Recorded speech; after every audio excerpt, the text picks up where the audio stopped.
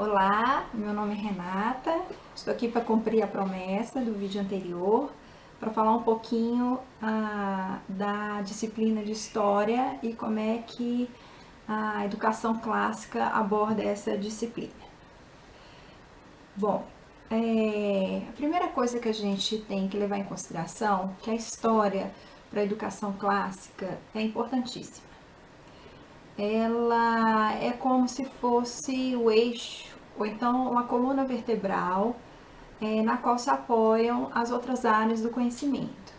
Então, a música, as artes, as ciências, português, até a própria matemática, elas vão se assentar em cima dessa disciplina que é a história. Qual que é o objetivo da fase lógica? O estudo da história na fase lógica. O objetivo é que a criança consiga analisar os fatos históricos e organizar esses fatos históricos cronologicamente. Então, nós vamos ensinar a criança a refletir sobre os eventos históricos, ok? Então, nesse vídeo, o que eu vou fazer? Eu vou dar a sistematização de como se trabalha a história para a fase lógica, novamente, segundo o conceito da Susan Bauer. Bom, a primeira coisa que a Susan Bauer fala é que, se possível, a gente esteja trabalhando com as crianças as fontes primárias. O que são fontes primárias? As fontes primárias são aquelas que narram em primeira mão o evento histórico. Então, muitos pais falam assim: não tem um livro-texto, não tem. A primeira limpeza que a gente faz é essa. A criança, ao invés dela olhar para um texto histórico a partir de uma visão de um outro, de um terceiro, e muitas vezes a criança é vítima de uma visão ideológica que lá está ali, dentro daquele texto, uma ótica ideológica, que está ali enfronhada dentro das palavras. Então, a primeira coisa para se ter uma visão mais clara do fato histórico é que a criança tenha acesso a essas fontes primárias. O que são fontes primárias?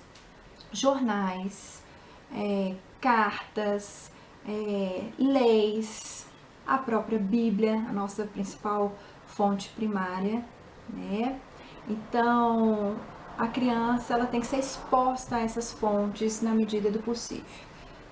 Eu reconheço que nós não temos muitas fontes primárias em português, não é mesmo? Mas o que temos, nós devemos utilizar. Mas, apesar disso, nós utilizamos aqui em casa um livro-texto da própria Susan Bauer. Acho que está meio escurinho aqui. Eu vou... Esse daqui, que é Story of the World, Ancient Times. Eu vou pôr no blog direitinho todos os livros recomendados, com a autora, nome e autor, para vocês depois procurarem, tá? Esse livro aqui, ele tá ainda disponível em inglês, mas eu creio que em breve nós o teremos em português, se Deus quiser, a tradução. Mas você, Renata, não falou que a gente não tem que ter um livro-texto? Bom, como eu utilizo esse livro da Susan Bauer? Ela tem uma abordagem muito interessante que eu vou discorrer aqui sobre os eventos da antiguidade. Então, a primeira coisa que esse livro nos faz refletir na hora que a gente vai montar o plano de ensino é como a educação clássica vê a história. A instrução formal que as crianças têm na escola, nessa disciplina da área de história, ela é descontínua, ela é desconexa.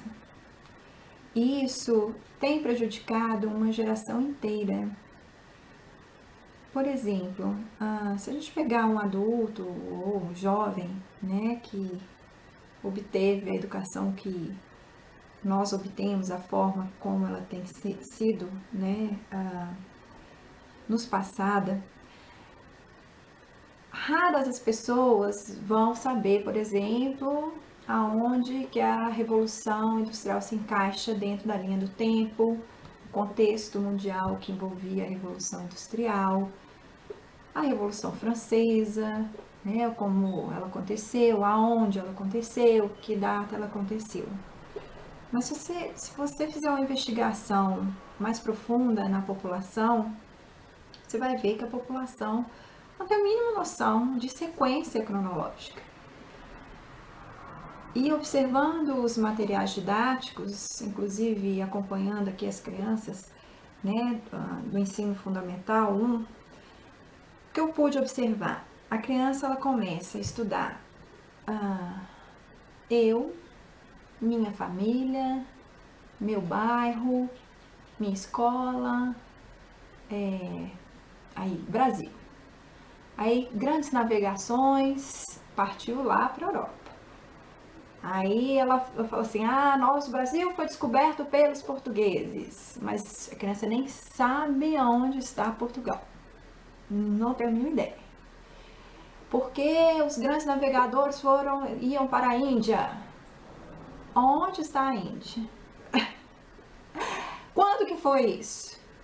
Depois o que acontece? Eles voltam para o Brasil, influências africanas, influências indígenas, influências dos povos europeus, Europa, né? Então, assim, é uma descontinuidade, assim, enorme.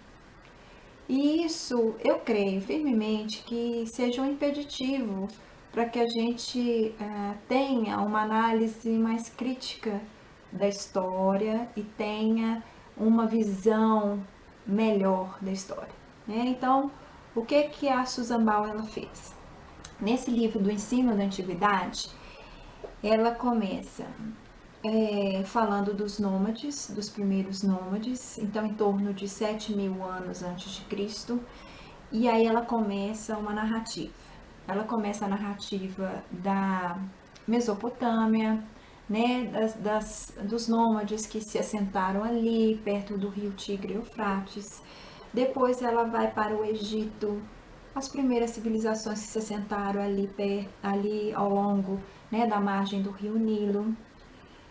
Aí depois ela passa lá para os assírios, os babilônicos, os sumérios, né? Eu vou pôr aqui a lista para vocês verem. Ó, os nômades, egípcios, sumérios, hebreus, babilônicos, assírios, cidades da Índia, China antiga, África antiga, volta no Egito. Então ela dá um panorama, ela dá um corte na linha do tempo, o que aconteceu naquele determinado tempo em diversos lugares. A linha do tempo andou um pouco, ela retorna e narra o que aconteceu de novo, novamente nesses diversos lugares.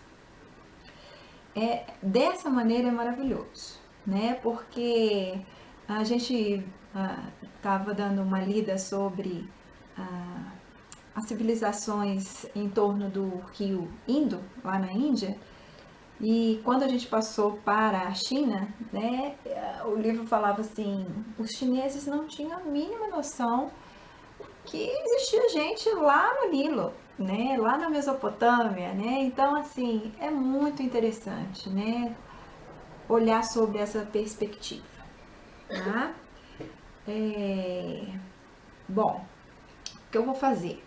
Eu vou deixar lá no blog para vocês o roteiro de estudo, né, da Susan Bauer, esses capítulos todos. Outra coisa, ela, não sei se deu para perceber, né, no meu discurso aqui, na escola as crianças aprendem assim, Egito, princípio, meio, né, o auge e o declínio. Depois, Roma, início, formação, né, do Império Romano, auge e declínio. Ela não. Dessa maneira, ela vai narrando aos pouquinhos como as civilizações, né, foram se edificando, foram se desenvolvendo. Então, é aos pouquinhos. Porque quando o conteúdo ele é dado de uma vez, é praticamente inviável a gente saber todos os imperadores, todos os reis, a gente faz uma confusão com as datas, os grandes feitos. Então, desta maneira que a Susan aborda, é muito didática e é muito prazerosa de trabalhar. As crianças têm gostado bastante. Bom, então eu me comprometo a disponibilizar os capítulos e aí vocês vão, mesmo que vocês não tenham o livro ou não saibam ler inglês, dá para ir amarrando, né? Através dos artigos, através dos livros que são indicados, ou outros livros que vocês têm em casa, dá para ir amarrando essa história e construindo a história, tá bom? Bom, a Susan Bauer, então, ela sistematiza o estudo da história em 4 linhas, né? A primeira eu já falei, que é o estudo das fontes primárias. A segunda, o segundo ponto, ela pede e sugere para que criemos uma linha do tempo. Então, essa linha do tempo ela deve ser afixada na parede e ela deve ser afixada no caderno também. Então, quando nós estudamos um povo, ou quando nós estudamos um evento histórico, ou um grande nome, a gente vai lá na linha do tempo, marca, né, a data e marca o evento histórico embaixo, tá bom? Dessa forma, a criança vai tendo uma noção bastante clara das sucessões históricas. A educação clássica também incentiva o uso de músicas para memorização. Então, nós criamos aqui em casa uma música da linha do tempo, né? Essa música tem uma melodia comum dessas músicas populares, e aí a gente vai contando, né, os eventos históricos que nós marcamos, que nós achamos importantes, e nós vamos cantando, ela vai se repetindo, se repetindo, se repetindo, né? E assim as crianças vão saber, Sargão veio antes dos patriarcas, né? Olha que interessante. Aqui em casa, como as crianças sabem a cronologia bíblica, né, da história bíblica, já tem bem fundamentada essa cronologia, o que nós fazemos?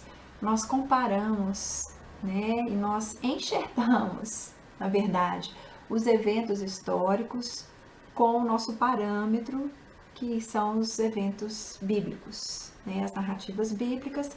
Depois na Idade Média, com certeza vai ser a história da igreja, né, que vai ser o nosso fio de referência, tá bom? Me ensina a musiquinha, gente. A linha do tempo é particular e peculiar para cada família. Às vezes um evento histórico que eu acho importante e marquei aqui em casa não é para vocês, né? Às vezes uma personalidade, né, que nós achamos que foi importante para a história, para vocês não foi assim tão marcante. Então, a linha do tempo é bem particular, né, para cada um, tá? E aí a musiquinha também vai se adaptar a essa linha do tempo. Então, fontes primárias, linha do tempo, caderno de história, é o nosso caderno, tá? Caderno de história e esquemas e esboços e diagramas. Então, são os 4 pilares da metodologia de trabalho: fontes primárias, linha do tempo, caderno de história e a parte mais importante, que é a organização de esquemas, esboços, diagramas e resumos. Tá bom? Então, eu vou começar a explicar como é que funciona o caderno e vou indicando o material ao mesmo tempo. Então, o caderno de história, eu comprei um caderno grande que vai dar para bastante tempo. E aí, esse caderno ele é dividido em seções. Ela sugere, né, que se divida em seções. Eu vou ler para vocês quais são as seções. Né? Deixa eu pôr aqui. Fatos históricos, grandes homens e mulheres, guerras, conflitos e política, invenções e tecnologia, religião, vida diária, cidades, vilas e assentamentos, fontes primárias, artes e grandes livros, mapas e esboços, esquemas e diagramas. Então, você vai pegar o caderno, vai dividi-lo nessas seções que eu ditei para vocês, e aí nós podemos já ter um vislumbre de como nós vamos trabalhar com a história. Muito bem. Então, vamos supor que nós vamos trabalhar com a China antiga. Então, eu pego o capítulo da Susan Bauer, que vai trabalhar, por exemplo, dinastia Shang, né, o início dela. E vai falar sobre a Era do Bronze, ou sobre a lenda que a imperatriz descobriu a seda através, né, do bicho da seda. Vou procurar algumas fontes na internet. Essas fontes eu seleciono, né, porque como as crianças estão entrando na fase da lógica, não podem ser artigos que sejam muito profundos, com muita informação. Os capítulos da Susan Bauer, os capítulos são interessantíssimos. Primeiro porque existem personagens fictícios, geralmente crianças, que participam da história. E segundo, é que ela não se atém àquele tanto de datas, né? Ela se atém ao modo de vida, ao cotidiano, à religião. E esse personagem, ele vive tudo isso. Então, é muito, muito interessante. Então, voltando à China Antiga. Então, eu pego 1 ou 2 textos, né? Mais o texto do livro. E as crianças, elas leem esse texto e depois nós tiramos um tempo para discussão do texto. Aí que a fase lógica vai acontecer, né? Elas vão ler o texto e nós vamos perguntar para as crianças, né? Por exemplo, numa guerra, né? Uma guerra chinesa. Quem estava envolvido nessa guerra? Quais eram os motivos de ambos os lados? Algum motivo se justifica? Sim ou não? Por quê? O que você faria se você estivesse dentro desse contexto e você fosse um imperador? Como você governaria? Então, você vai incentivando a criança a realizar reflexões sobre o evento histórico. É nessa conversa que as coisas acontecem, ok? Bom, então a criança lê, né, as diversas fontes e aí a gente escolhe juntamente, em conjunto, aonde que elas querem trabalhar, né, dentro desse evento histórico. Então, na China antiga, quer trabalhar a vida diária, né? Por exemplo, as plantações de arroz, como é que viviam os camponeses, invenções e tecnologias, as ferramentas de bronze, grandes homens e mulheres, né? Os imperadores, as cidades mais importantes. Então, eles, no decorrer da semana, vão trabalhando as seções do caderno desse assunto-chave. Então, nós trabalhamos e foi escolhido fatos históricos. Então, eles fazem uma breve composição sobre o que foi discutido e desenham, né, algo que represente aquela composição, né, essa redação, ou colhe uma gravura, né, e assim nós vamos, ok? Então, existem então, os fatos, grandes homens e mulheres. Bom, grandes homens, o estudo das biografias é formidável. Por quê? Porque as crianças, elas começam a entender que os grandes homens da história foram crianças também, e de carne e osso como eles, e que fizeram diferença nesse mundo, né? Então é como se fosse um encorajamento, né? Essa leitura dá um encorajamento para as crianças para serem sujeitos ativos nesse mundo, na história, na sociedade, para o bem. Porque existem grandes personalidades que usaram seu conhecimento e sua força para o mal. E até com eles a gente tem que aprender, né? As crianças têm que aprender, né? O que tem de errado e o que pode ser feito de certo, né? Quando se tem escolhas, né?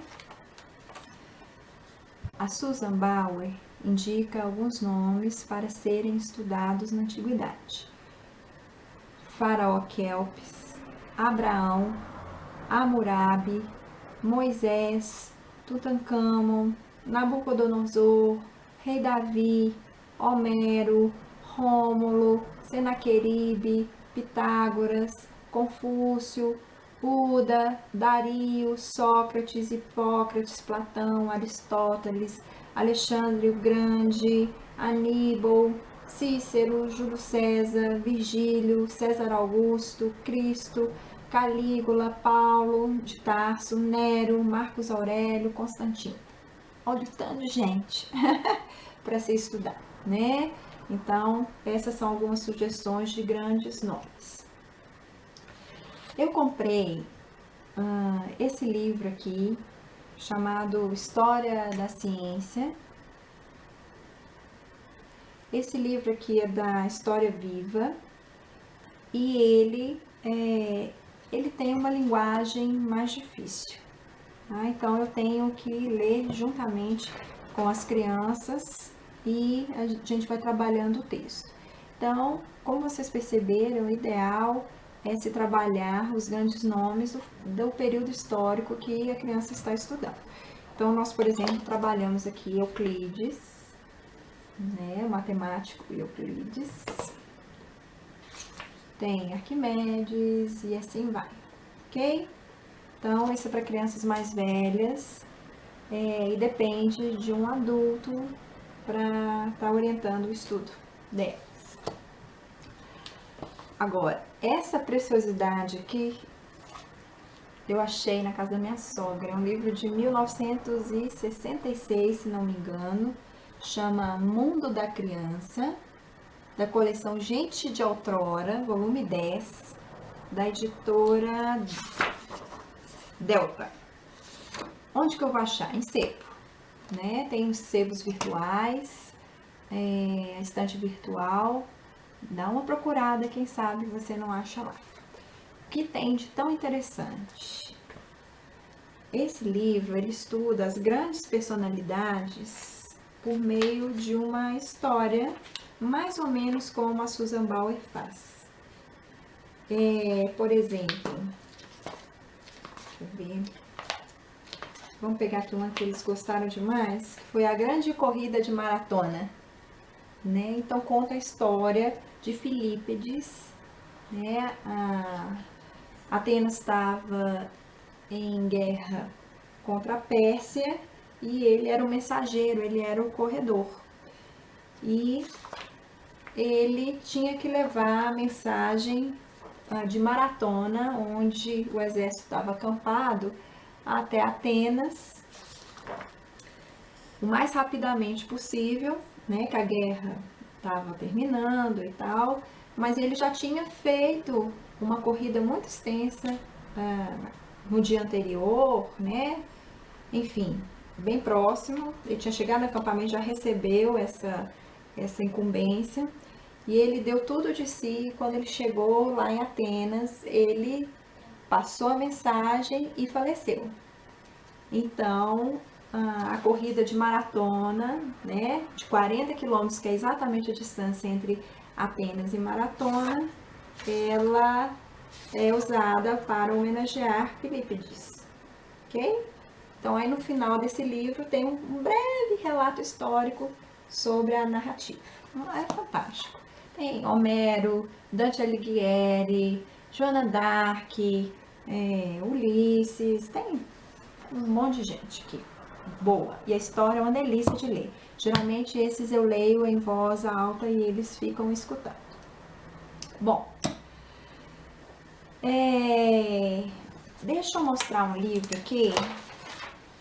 Alguns grupos de livros que vão auxiliar no estudo dos fatos, das guerras, das invenções, da religião, vida diária, cidades e vilas, artes e grandes livros, que a sistemática é a mesma que eu falei anteriormente. Existe esse livro aqui, ele é super conhecido, da Publifolha, História Ilustrada do Mundo Antigo. E o interessante é que ele tem mais ou menos a rotina do caderno, né? As sessões do caderno. Então ele tem uma linha do tempo, tá vendo? E aí, por exemplo, Egito. Tem geografia do Egito, depois governo do Egito. Aí tem as gravuras com breves textos.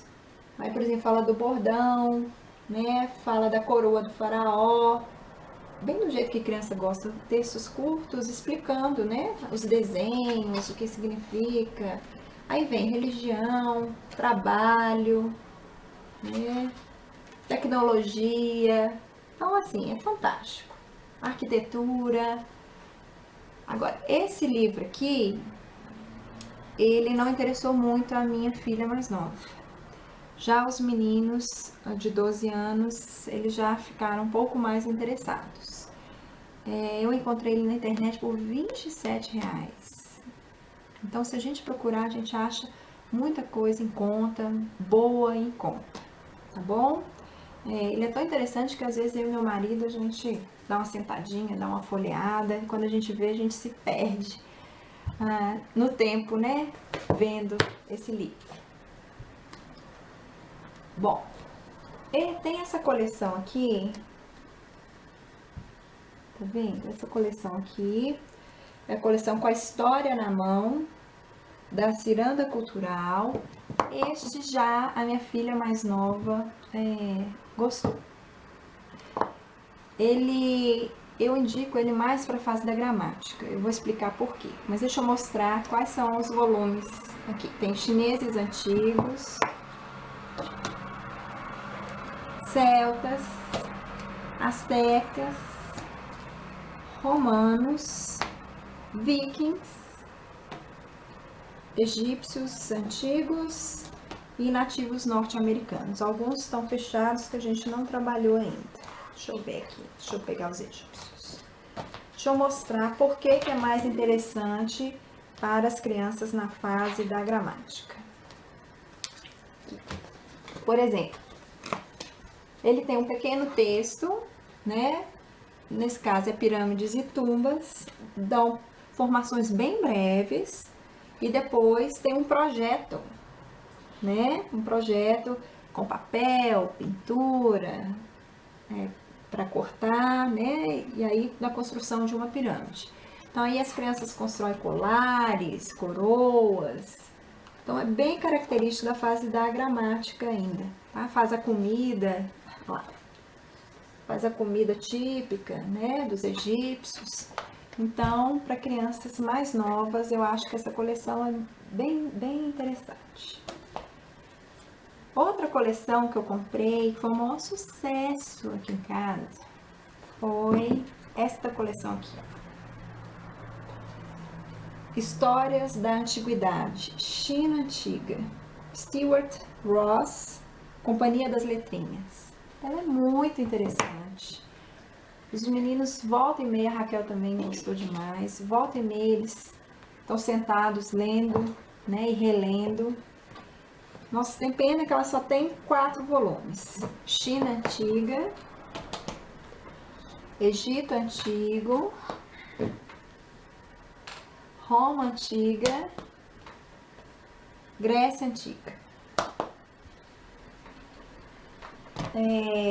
Vou mostrar por que é interessante desse tanto. Vamos pegar aqui, Grécia Antiga. Olha isso. Então, é um livro bonito, cheio de ilustração. Aqui na Grécia Antiga, a gente tem Atenas e Esparta, a comparação nas 2 páginas. Aqui tem, assim, indicações, assim, no desenho. A criança gosta, né, dessas indicações. Escravos não tinham permissão para cortar cabelo. Aí tem um escravo aqui cabeludo, né? Então, olha lá, os soldados espartanos usavam mantos púrpuras. Aí tá lá o soldado. E aqui, ao longo das páginas, tem uma história em quadrinhos, no qual o personagem está inserido dentro do contexto, né, grego antigo. Né? Então, isso vai indo até o finalzinho, né? Então, é muito interessante, muito bacana. Essa aqui, essa coleção, tenho certeza que seus meninos tiverem mais de 11 anos vão gostar demais. Bom, esses são os livros que eu uso como apoio, tá? Além dos artigos da internet, de fonte, Wikipédia jamais, né? Wikipédia não é uma fonte confiável. Outro dia eu estava vendo um autor falando que ele viu na Wikipédia, um autor de livro, falando que ele viu na Wikipédia uma informação errada sobre a sua obra, ele foi lá e consertou. E aí, quando ele voltou no outro dia, a pessoa reconsertou a informação dele e assim ele foi até a hora que ele desistiu, porque afinal de contas a pessoa sabia mais que ele, né, da própria obra. Então, as crianças aqui já sabem que jamais o Wikipédia é uma fonte confiável para se estudar, né? Tirar uma dúvida ou outra, ver uma gravurinha, mas para um estudo sério, não. Bom, vamos então para as 2 últimas partes do caderno, para a gente finalizar. Os mapas. Bom, os mapas, deixa eu ver aqui, o Atlas. A Susan, ela pede para que os pais, na medida do possível, adquiram um globo, um atlas e um planisfério, que é aquele mapa grande que põe na parede.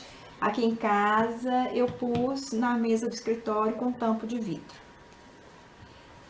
Bom, o que a gente pede nessa sessão do Cadê? Eu peço para que as crianças desenhem. Então, nós estamos estudando o Vale do Rio Amarelo, né? Então, lá na China. Então, nós vamos pegar o mapa da China, vamos fazer um mapa político, um mapa físico. Eu tenho aqui um atlas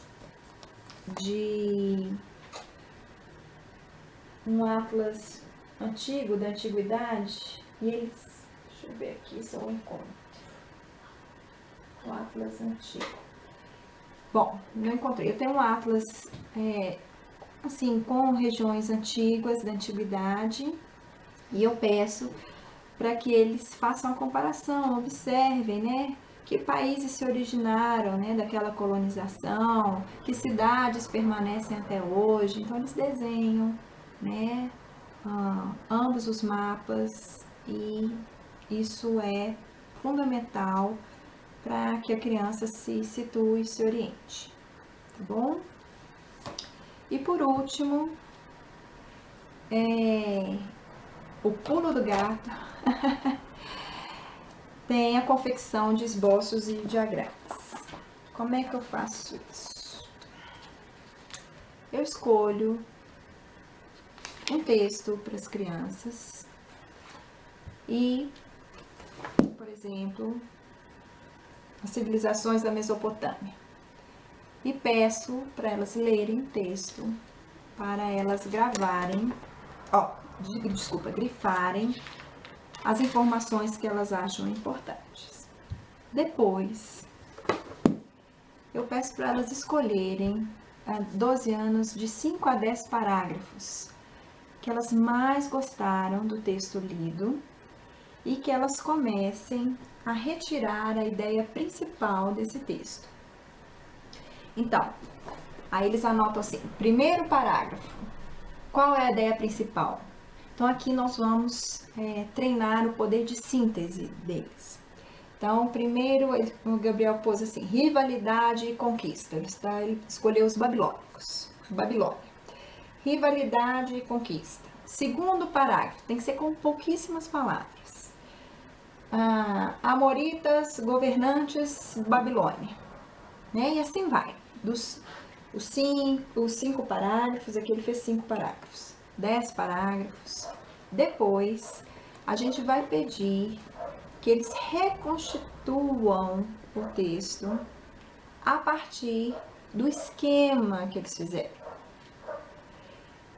Eles vão refletir sobre aquilo que eles leram, sobre aquilo que foi discutido e vão reconstituir o texto com aquilo que eles se lembram, né? Lógico que o texto vai ficar bem menor, mas vai ser um texto rico de informações que permaneceram para eles, né? Que tiveram significância, que fizeram sentido, ok? E não é um texto que é mera reprodução do que foi lido. É um texto que foi trabalhado, foi dialogado, foi discutido, né? Então eles colocam toda a compreensão deles aqui na composição, né, deste novo texto. Eu geralmente fragmento essas atividades. Eu descobri aqui em casa que atividades mais curtas rendem mais.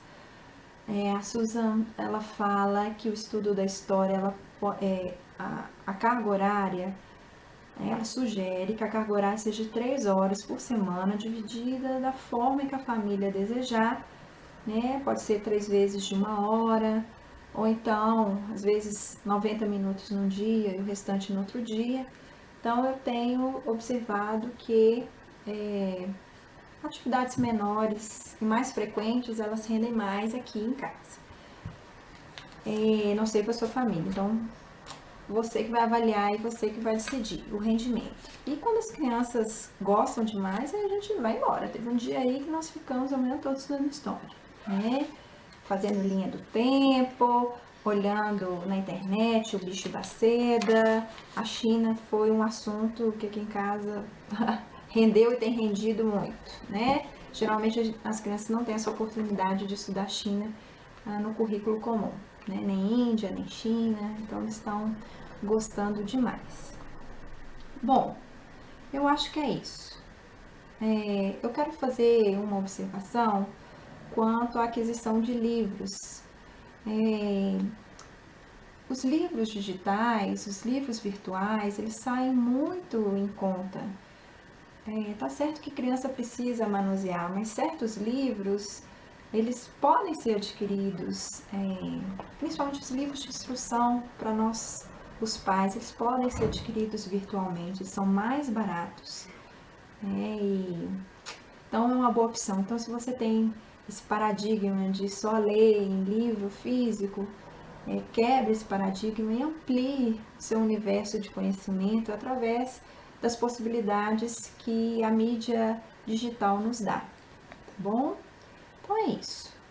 Se vocês tiverem alguma dúvida, coloquem lá no blog. Nosso blog é edudomiciliar.wordpress.com e espero ter colaborado um pouquinho com a nossa experiência. Adapte para sua família, não precisa ser igualzinho, né? Pegue o que é bom, o que você acha que vai interessar, adapte alguma maneira de trabalhar e mãos à obra, tá bom? Fique com Deus, um abraço, tchau, tchau.